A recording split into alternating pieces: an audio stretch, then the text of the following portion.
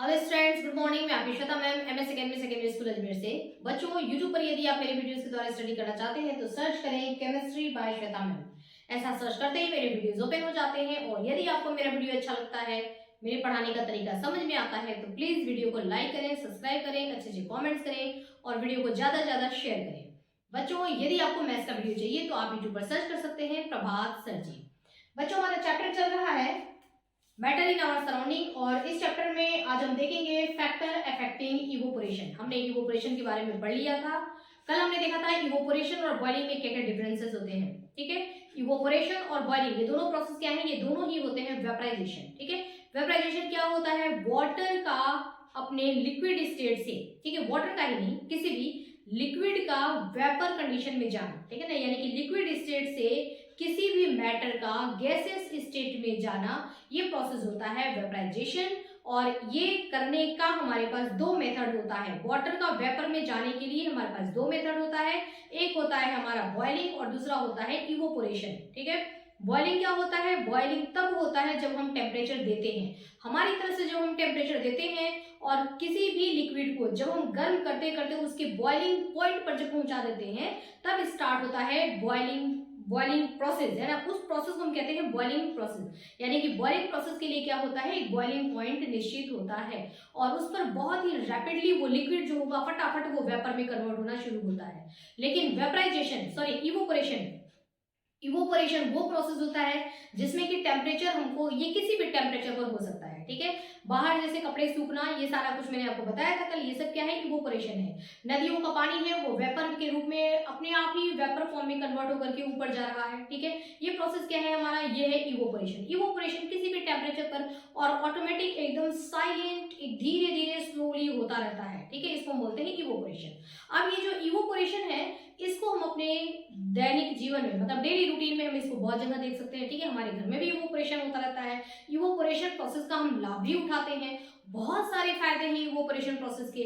तो वो चीजें आज हम देखने जा रहे हैं कि इवोपोरेशन जो होता है, उस इवोपोरेशन प्रोसेस पर किस किस फैक्टर का इफेक्ट होता है। देखिए, फैक्टर क्या होता है? फैक्टर का मतलब होता है कि इवोपोरेशन, ये जो प्रोसेस है हमारा इवोपोरेशन हो रहा है, इसकी स्पीड को कम या बढ़ाना। ठीक है, ऐसे कौन कौन से फैक्टर हैं जो कि अपना इफेक्ट दिखा करके इसकी स्पीड को कम कर सकते हैं या स्पीड को बढ़ा सकते हैं। इवोपोरेशन तेजी से होने लगा, इवोपोरेशन धीरे धीरे हो रहा है। ठीक है, तो इवोपोरेशन फास्ट होने लगा है या इवोपोरेशन स्लो हो रहा है, इसका यदि इस पर कोई असर डाल सकता है इवोपोरेशन के, है ना, इवोपोरेशन के ऊपर यदि कोई असर डाल सकता है, तो उसको हम क्या बोलते हैं? उसको हम बोलते हैं कि फैक्टर। ये ऐसा फैक्टर है जो कि इफेक्ट करता है इवोपोरेशन को। ओके, इसमें हमारा फर्स्ट क्या है? फर्स्ट है हमारा सरफेस एरिया। देखिए, मैंने आपको कल भी बताया था ना कि सरफेस एरिया जो है वो इफेक्ट डालता है इवोपोरेशन के रेट को। ठीक है ना, रेट का मतलब क्या होता है? मैंने आपको ये चीजें कल भी बताई थी कि रेट मतलब होता है स्पीड, है ना। अगर मैं यहाँ पर बोलती हूँ कि रेट ऑफ इवोपोरेशन, मतलब कह सकते हैं आप नॉर्मल लैंग्वेज में स्पीड ऑफ इवोपोरेशन। ठीक है, हम कह सकते हैं कि इवोपोरेशन की स्पीड की बात हो रही है। रेट ऑफ इवोपोरेशन यानी कि इवोपोरेशन के स्पीड की हम बात कर रहे हैं। तो हमारा फर्स्ट पॉइंट यहाँ पर क्या है? Surface area. ठीक है, इवोपोरेशन पर सरफेस एरिया अपना क्या इफेक्ट देता है। ठीक है, अगर इवोपोरेशन पर सरफेस एरिया अपना कुछ इफेक्ट डाल सकता है तो हमारा ये जो सरफेस एरिया है वो क्या हो जाएगा? वो हो जाएगा एक फैक्टर। ठीक है, अगर इफेक्ट डालता है तो उसको हम क्या कहेंगे? फैक्टर कहेंगे। तो इफेक्ट तो डालता ही है ना। जैसे मैंने आपको बताया था कि एक कपड़ा है, किसी कपड़े को, कोई शर्ट है, शर्ट हमने धोया और शर्ट को सुखाने के लिए हमने क्या किया कि हैंगर पर अगर हमने शर्ट को पूरा यूं फैला करके अगर हमने इसको टांग रखा है, ठीक है, ये शर्ट नहीं है लेकिन आप समझ लो कि ये शर्ट है, तो हमने इसको पूरा अगर यूं ही फैला करके डाल दिया है इसको टांगने के लिए, तो यहाँ पर इसका सरफेस एरिया आप देख रहे हैं, इसका सरफेस एरिया क्या है? पूरी तरीके से शर्ट फैला हुआ है, तो सरफेस एरिया क्या हो जाएगा? इसका ज्यादा है। ठीक है, और जब सरफेस एरिया ज्यादा रहेगा तो वाटर मॉलिक्यूल जो है वो यहाँ से भी इवोपोरेट हो रहे हैं, यहाँ से भी इवोपोरेट हो रहे हैं, यहाँ से, है ना, हर जगह से इनको इवोपोरेट होने के लिए बहुत सारा एरिया मिल जाता है।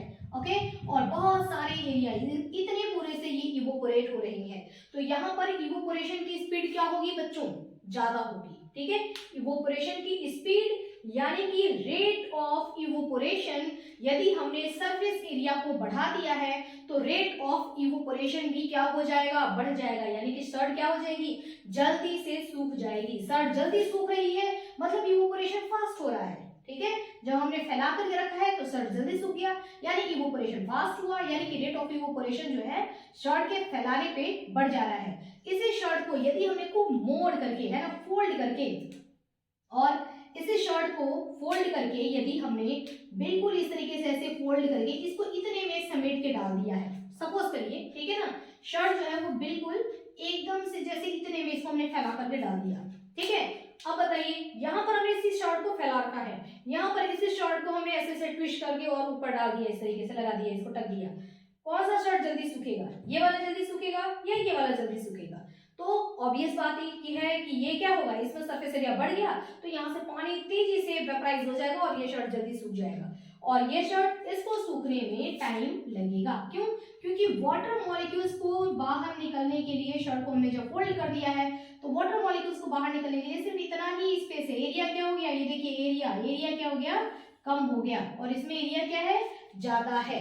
ठीक है, तो जब एरिया ज्यादा है तो इवोपोरेशन की स्पीड भी क्या है, ज्यादा है।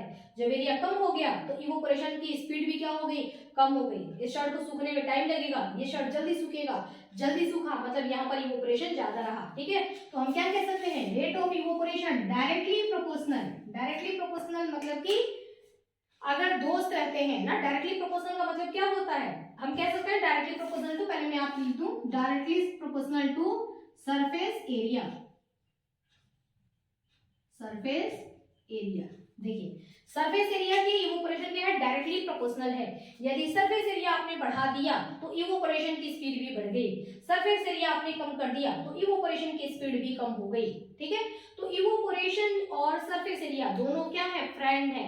जब दोनों दोस्त रहेंगे तो यहाँ पर इन दोनों के बीच में क्या रिलेशन रहेगा, ये डायरेक्टली प्रोपोर्शनल का रिलेशन रहेगा। ठीक है, तो हम इस तरीके से इसको लिख करके और इसको ब्रैकेट में कर सकते हैं।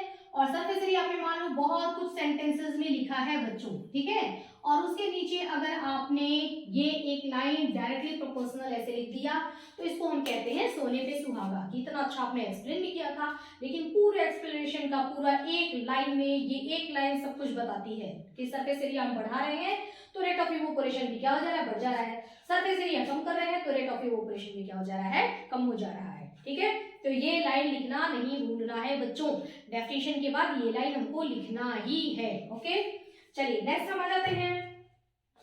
नेक्स्ट कौन सा फैक्टर इफेक्ट डालता है, तो देखिए इवोपोरेशन पर सरफेस एरिया ने इफेक्ट डाला तो इसलिए हमारा सरफेस एरिया क्या है, एक फैक्टर है। ठीक है, सेकेंड फैक्टर यहाँ पे दिख रहा है आपको, वो क्या है, टेम्परेचर।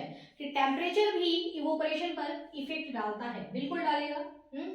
इवोपोरेशन पर टेम्परेचर इफेक्ट डालता है। देखिए अगर बाहर में बहुत ज्यादा धूप है, ठीक है ना, यहाँ सन है और काफी सन निकला है, काफी तेज रोशनी फैल रही है, ठीक है ना, सनलाइट बहुत ज्यादा कड़क है, गर्मी का दिन है, और इस कंडीशन में यदि आपने यहाँ पर कोई शर्ट रखा है सूखने के लिए, ठीक है, तो यहाँ पर क्या होगा, इस सनलाइट की वजह से पूरा यहाँ का पूरे एटमॉस्फेयर में सनलाइट फैल रहा है तो टेम्परेचर क्या होगा, टेम्परेचर का मतलब क्या कह सकते हैं हम, गर्मी, है ना, बहुत ज्यादा, ये क्या होगा, टेम्परेचर बढ़ जाएगा, यानी कि बहुत गर्मी है। इस कंडीशन में यदि हमने यहाँ पर रखा, कोई भी ड्रेस रखा है यहाँ पर सूखने के लिए, तो ये ड्रेस क्या होगा, फटाक से सूख जाता है। ठीक है, सूख क्यों जाता है, क्योंकि गर्मी की वजह से इसमें से इवोपोरेशन हो रहा है, यानी कि वाटर वेपर के फॉर्म में फटाफट फटाफट फटाफट निकल रहे हैं, ठीक है ना, जल्दी काम हो रहा है, यानी कि इवोपोरेशन का स्पीड क्या हो गया बच्चों, बढ़ गया। इस वजह से कपड़े क्या हो जाएंगे, जल्दी सूख जाएंगे यदि टेम्परेचर कम हो। ठीक है, अब देखिए सन तो है, सन है, मान लो मैं ऐसे आधा शो कर रही हूँ ताकि आपको ये पता पड़े कि सन तो है लेकिन लाइट इसमें से कम है ना। सर्दी में क्या होता है, टेम्परेचर हमारा यहाँ का टेम्परेचर, एटमॉस्फेयर का टेम्परेचर क्या हो जाता है, कम हो जाता है, यानी कि यहाँ पर क्या हो गई है, ठंड हो गई है, ठंड का मौसम है ना, ठंड का मौसम है। ठीक है, जब यहाँ पर ठंडा रहता है, कोल्ड का वेदर है, तो उसमें आपने ये ड्रेस रखा है सूखने के लिए,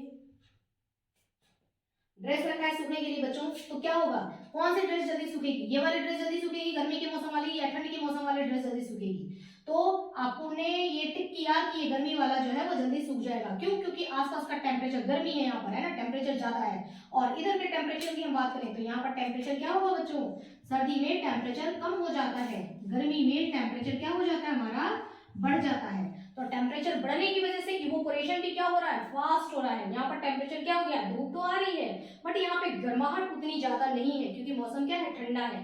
तो यहाँ पर टेम्परेचर क्या हो गया, कम हो गया। तो इसके और इसके दोनों के बीच में यदि कंपटीशन हो कि कौन सा ड्रेस जल्दी सूखेगा, तो ये वाला ड्रेस जल्दी सूख रहा है। जो ड्रेस जल्दी सूख रहा है यानी कि हम उसका अगर देखेंगे कि क्यों जल्दी सूख रहा है, तो हमको पता पड़ा कि यहाँ पर टेम्परेचर ज्यादा है। यानी कि अगर टेम्परेचर ज्यादा रहे तो इवोपोरेशन भी क्या होगा, ज्यादा होगा। तो इवोपोरेशन और टेम्परेचर इन दोनों के बीच में कैसा रिलेशन है बच्चों, दोनों क्या दोस्त हैं या दोनों दुश्मन है? तो हमने क्या देखा कि नहीं, दोनों ही क्या है, दोस्त हैं। तो फर्स्ट हो गया हमारा रेट ऑफ इवोपोरेशन, ये सरफेस एरिया हमने पढ़ रखा था, ठीक है। अब दूसरा हमारा यहाँ पे क्या हो जाएगा, ये भी डायरेक्टली प्रोपोर्शनल है किसके, टेम्परेचर की, ठीक है, टेम्परेचर, है ना। यानी कि टेम्परेचर अगर बढ़ रहा है, टेम्परेचर बढ़ रहा है तो रेट ऑफ इवोपोरेशन भी क्या हो रहा है, तेजी से हो रहा है। टेम्परेचर कम कर दिया हमने तो रेट ऑफ इवोपोरेशन भी क्या हो गया, कम हो गया। यानी कि ये जब बढ़ेगा तो ये भी बढ़ेगा, ये कम होगा तो ये भी कम होगा, दोनों एक साथ साथ चल रहे हैं। तू हंसेगा तो मैं भी हंसूंगा, तू रोएगा तो मैं भी रोऊंगा, तो दोनों क्या हुए, एक दूसरे के फ्रेंड हुए। तो हमारा rate of evaporation directly proportional to temperature. तो ये हेडिंग को एक्सप्लेन करने के बाद आपको ये वाला एक लाइन लिख देना है, ठीक है बच्चों।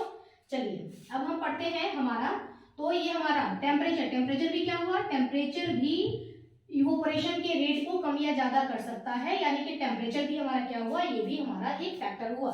तो हमने देखे दो फैक्टर। अब हमारा तीसरा फैक्टर है strength of inter particle force, ठीक है ना।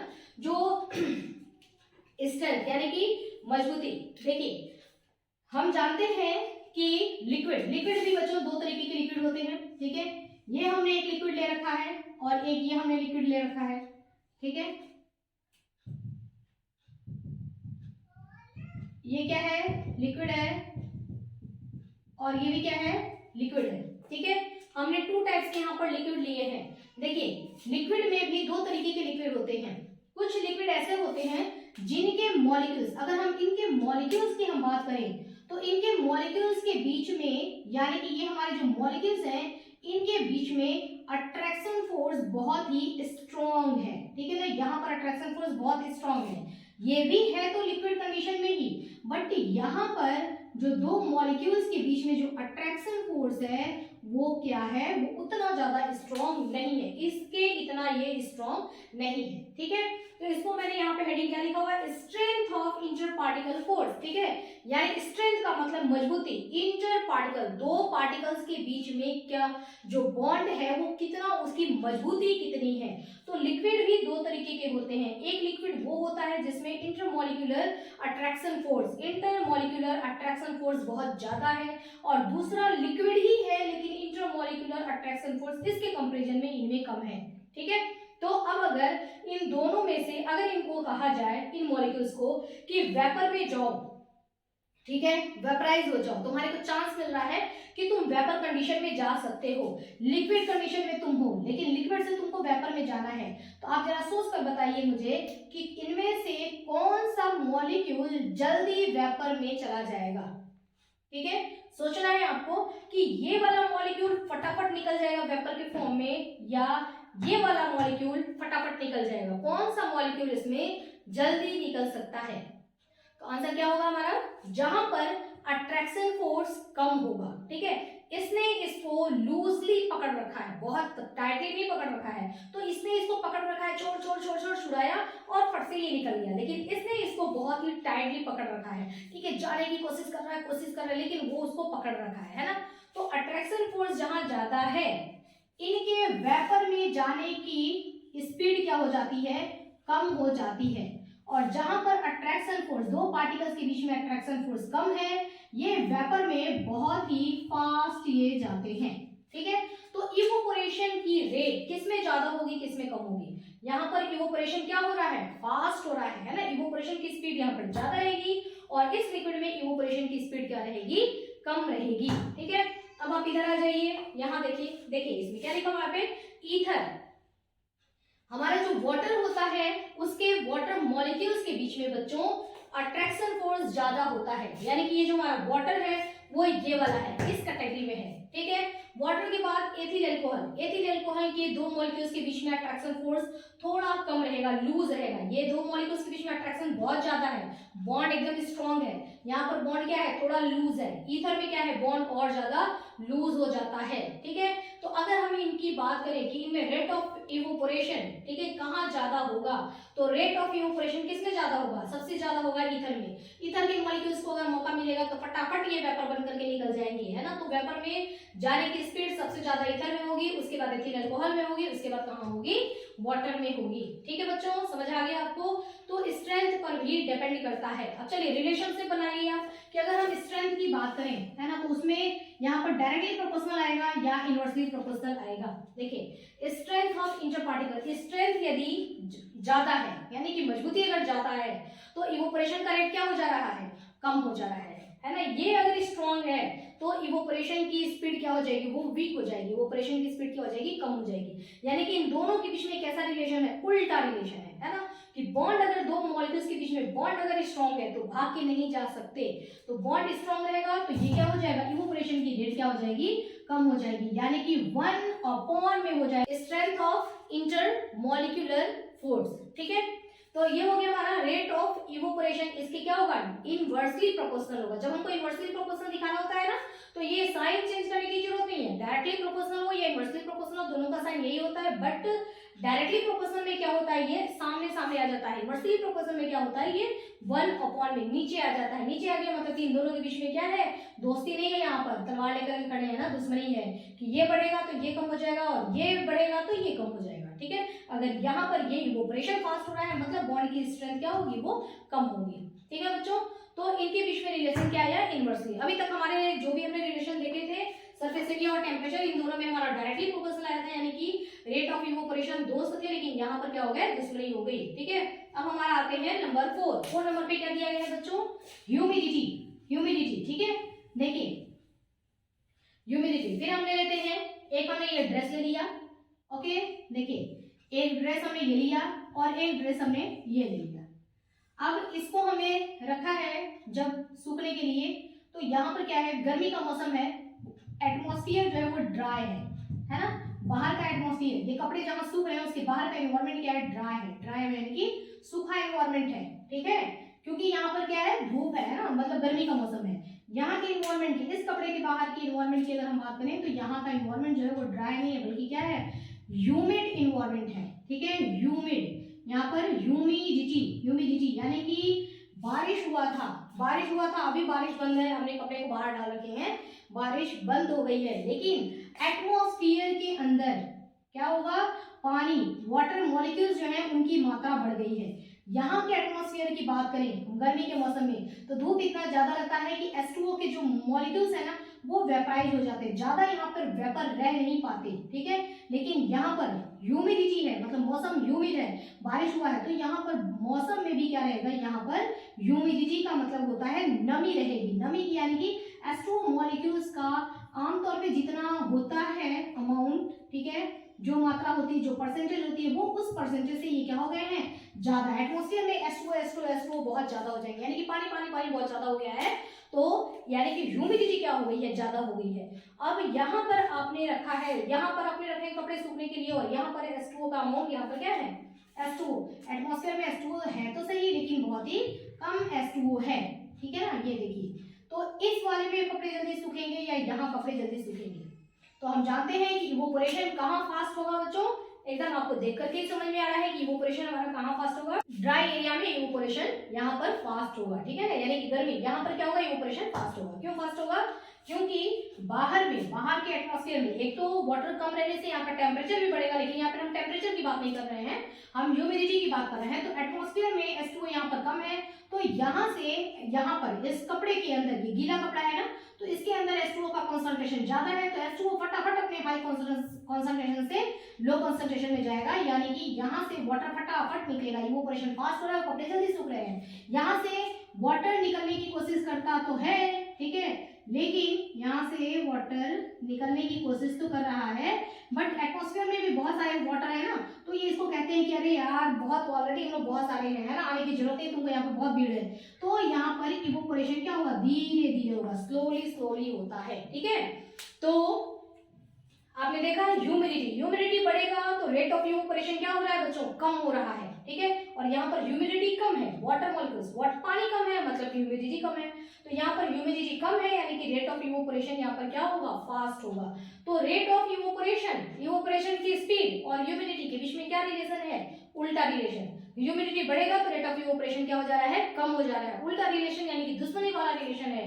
तो यहाँ पर ये भी क्या हो जाएगा हमारा, इनवर्सली प्रोपोर्शनल हो जाएगा। तो यहाँ पर आ जाएगा ह्यूमिडिटी, ठीक है ना, rate of evaporation that inversely proportional to humidity, ठीक है ना। ह्यूमिडिटी की क्या है, इनवर्सली प्रोपोर्शनल है। ह्यूमिडिटी बढ़ जाएगा, एटमॉस्फेयर में वाटर मॉलिक्यूल्स आ जाएंगे ज्यादा, तो रेट ऑफ इवोपोरेशन कम हो जाएगा। ओके, चलिए नेक्स्ट। तो ह्यूमिडिटी भी इफेक्ट डाल रही है इवोपोरेशन के रेट पर। इट मींस कि ह्यूमिडिटी भी क्या है, इट इज अ फैक्टर, ये भी क्या है, एक फैक्टर है। ओके, नेक्स्ट हमारा पॉइंट क्या है, नेक्स्ट है स्पीड ऑफ विंड, हवा, ठीक है। अब देखिए हमने यहाँ पर एक ड्रेस रख दिया, ठीक है, एक ड्रेस हमने यहाँ रख दिया है, दोनों ही ड्रेस क्या है, गीले हैं, ठीक है, सूखने के लिए रखा है। यहाँ पर हमने क्या किया कि फैन लगा दिया है ना, देखो पता नहीं कैसे बनेगा फैन, चलो यहाँ पर हमने ये लगा दिया फैन, ठीक है। और यहाँ पर इसको जो है हमने इस फैन की स्पीड जो है फुल कर दिया हमने, ठीक है ना, 4 की स्पीड से ये चल रहा है यहाँ पर, और ये यहाँ पर भी हमने फैन लगा दिया, चलो, लेकिन ये वाला फैन जो है ये 1 की स्पीड से चल रहा है, ठीक है। और दोनों में हमने एक ही शर्ट को बारी बारी से रखा है ताकि बिल्कुल भी डिफरेंस ना हो, है ना। अब बताइए हमारा कहाँ पर शर्ट हमारा जल्दी सूखेगा, जाहिर सी बात है कि स्पीड जहां पर हवा की स्पीड ज्यादा है, पंखा तेज चल रहा है तो ये वाला क्या हो जाएगा, शर्ट जल्दी सूख जाएगा। पंखा धीरे चल रहा है तो हमारा शर्ट जो है वो क्या होगा, थोड़ा टाइम लगेगा उसको सूखने में, ठीक है ना। यानी कि स्पीड, हवा की स्पीड बढ़ रहा है तो रेट ऑफ इवोपोरेशन, कपड़े जल्दी सूख रहे हैं यानी कि रेट ऑफ इवोपोरेशन भी क्या हो जा रहा है, यहाँ से वाटर जो है वो फटाफट वेपर के फॉर्म में निकल रहा है, यानी कि रेट ऑफ इवोपोरेशन भी क्या हो गया है, यहाँ पर फास्ट हो गया है, कपड़े भी क्या हो जाएंगे, जल्दी सूख जाएंगे।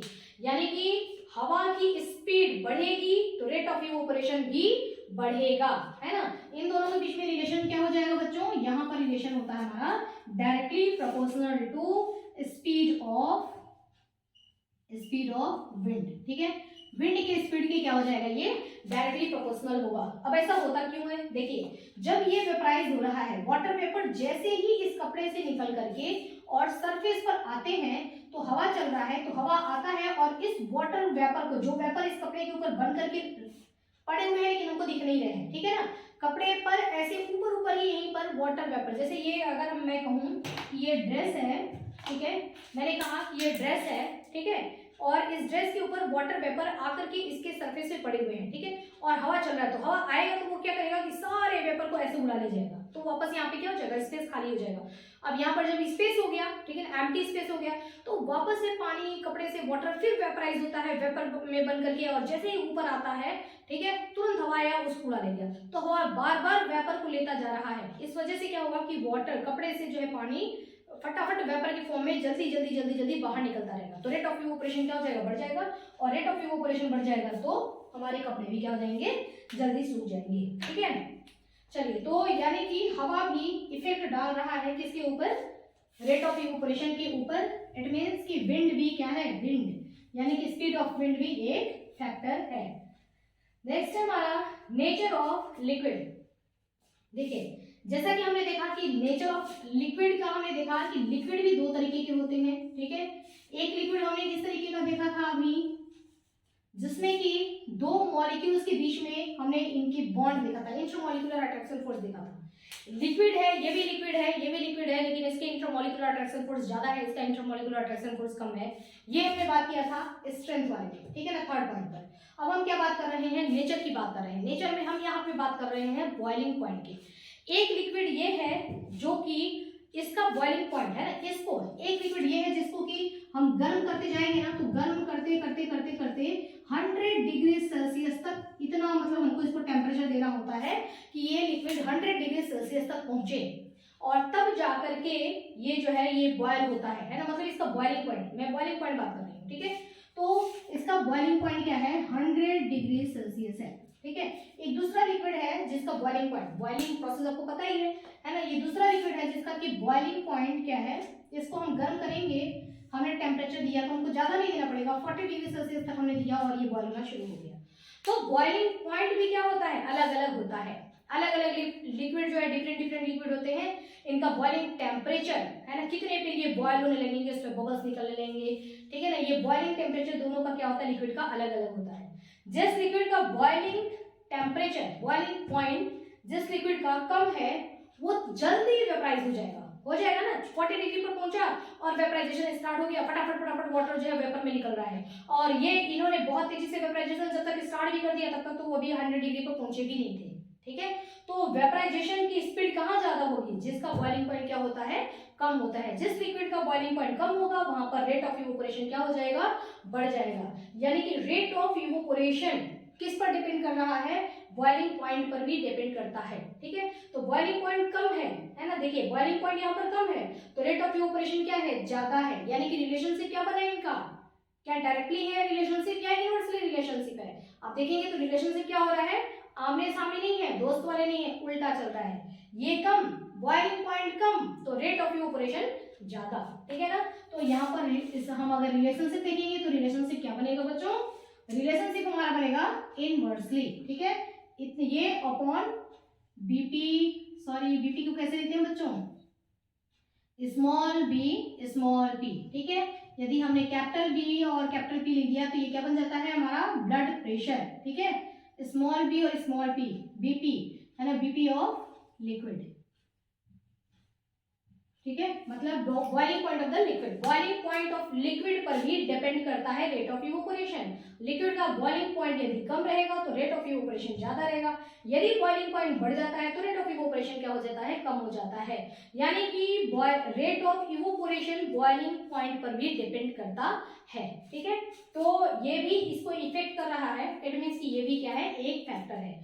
तो बच्चों हमने आज क्या देखा, अभी हमने देखा कि किस तरीके से जो फैक्टर होते हैं वो इवोपोरेशन प्रोसेस को इफेक्ट करते हैं, और ये इवोपोरेशन प्रोसेस का यूज कहाँ होता है। देखिए ये सारी चीजें तो हमने फैक्टर तो देख ली है, ठीक है, और बहुत सारे आपने देखा भी, एक एग्जांपल को मैंने बार बार आपको दिखाया है, कपड़े सूखना कपड़े सूखना कपड़े सूखना, ठीक है ना। एक कॉमन एग्जांपल आप ले लीजिए, कपड़े सूखना, ये बहुत ही कॉमन एग्जांपल है, ठीक है, ये हमने ले लिया और एकदम समझ में भी आता है। कपड़े जल्दी सूख रहे हैं यानी कि स्पीड, रेट ऑफ इवोपोरेशन ज्यादा होगा, एकदम नॉर्मल एक लाइन में एक ही फॉर्मूला हमारा कि कपड़े यदि जल्दी सूख जाएंगे यानी कि वहां पर रेट ऑफ इवोपोरेशन ज्यादा है, ठीक है। तो किसी भी चीज में है ना, गर्मी ज्यादा है, कपड़े जल्दी सूख जा रहे हैं, यानी कि टेम्परेचर का इसके साथ क्या है, फ्रेंडशिप है ना।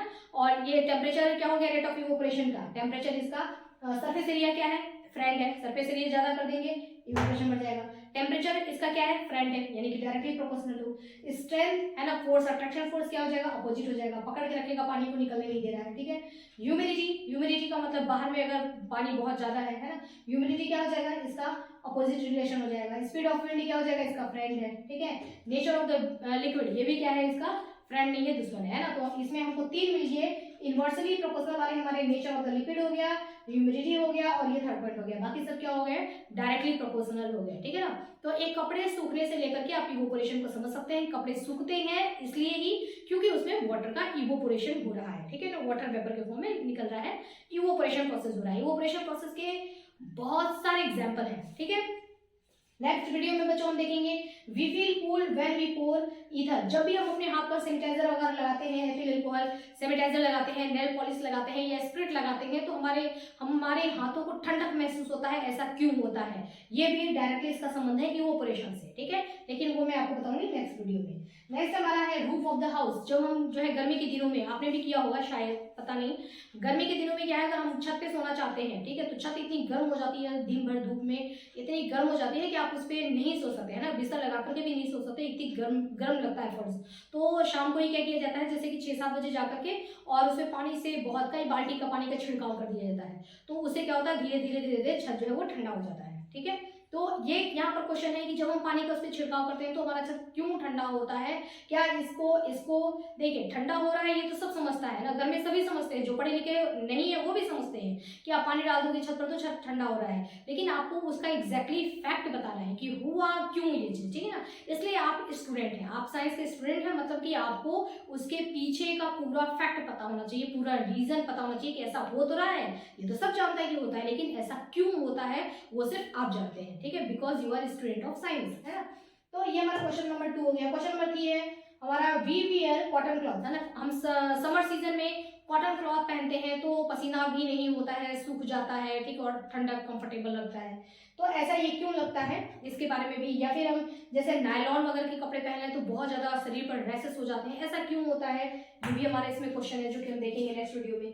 नेक्स्ट है हमारा water droplets on the surface of the glass. पानी का ग्लास है, अगर हमने पानी का ग्लास लिया, उस ग्लास में हमने एक ग्लास लेकर के और आधा हमने थोड़ा सा उसमें कोल्ड ड्रिंक डाला, ठंडा पानी डाला, तो जहां तक कोल्ड ड्रिंक रहेगा उसके ग्लास के बाहर में पानी की बूंदें चिपकी हुई दिखाई देंगी, ऐसा क्यों होता है ये भी हम देखेंगे नेक्स्ट है हमारा कि जब हमको पसीना होता है, ठीक है, पसीना होने के बाद जब स्वेट हो रहा है ना, पसीना होता है, उसके बाद भी हमको ठंडक महसूस होती है, ऐसा क्यों होता है। या फिर जब गीले कपड़े अगर हम पहन लें, ठीक है ना, अपने ऊपर गीले कपड़े रख लें, गर्मी के दिनों में हम अक्सर करते हैं कि गीला टॉवल करके अपना फेस पर रख देते हैं, ठंडक महसूस होती है हमको, तो उस समय हमको ठंडक महसूस क्यों होती है। या फिर जब हमको बुखार होता है तो डॉक्टर हमको कहते हैं कि सिर पर गीली पट्टियां रखने के लिए, है ना, तो पट्टियां रखने से हमारा बुखार थोड़ा सा कंट्रोल में आता है, ऐसा क्यों होता है। मटके का पानी जो होता है, और कुछ क्वेश्चंस हैं जो कि मैंने लिखे नहीं है लेकिन मैं ये भी एक्सप्लेन करूंगी आपको, ठीक है। मटके का पानी जो होता है वो पानी उसमें डालते हैं, भर देते हैं, और एक आध घंटे बाद वो पानी ठंडा हो जाता है। ठंडा पानी क्यों हो जाता है, और मटका जब धीरे धीरे पुराना हो जाता है तो फिर वो पानी को ठंडा नहीं कर पाता है, इसके पीछे का क्या कारण है, ठीक है। ये इस तरीके से बहुत सारे क्वेश्चंस हैं जिनका आंसर हमको मिलेगा नेक्स्ट वीडियो में बच्चों, क्योंकि उसमें हम देखेंगे इवोपोरेशन के सारे इसके प्रोसेस है ना, यूज मेनली एप्लीकेशन देखेंगे ना, इसका इस्तेमाल हम क्या कर रहे हैं इवोपोरेशन का अपने डेली लाइफ में। और इवोपोरेशन का बहुत बड़ा यूज खुद गॉड भी करते हैं, क्या कैसे, समुद्र का पानी है, नदियों का पानी है, यही तो वेपर बन करके ऊपर जाता है और फिर यही बारिश बन करके नीचे आता है, ठीक है। तो जो बारिश हो रही है, ये जो मौसम बने हुए हैं, गर्मी का मौसम, सर्दी का मौसम, फिर बारिश, बरसात आ रही है ना, रेनी सीजन, बारिश हो रही है, ये सब जो है ये भी पूरा एक सिस्टम से बना हुआ है। पूरा जो हमारा वाटर साइकिल है ना, वो वाटर साइकिल ये डिपेंड है इवोपोरेशन पर। यदि नदियों के पानी से वेपराइजेशन नहीं होगा, वेपर नहीं जाएगा, तो फिर बारिश भी नहीं होगा, प्रेसिपिटेशन भी नहीं होगा, ठीक है। तो ये सारा प्रोसेस जो है ये भी इवोपोरेशन पर डिपेंड है। इन सब के बारे में हम पढ़ेंगे बच्चों नेक्स्ट वीडियो में। तो बच्चों आज के लिए इतना ही, स्टडी करते रहिए। Okay, have a nice day.